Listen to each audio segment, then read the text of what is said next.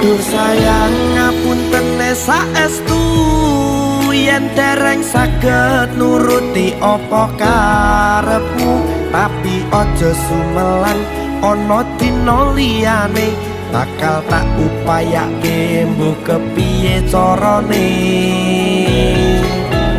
Tresnoku ora bakal luntur, sayangku ora bakal goyah senajan kahanane bubrah. Aku bakal setia, ora mungkin mendua. Matur suwun sampun ana ngancani neng saben dina.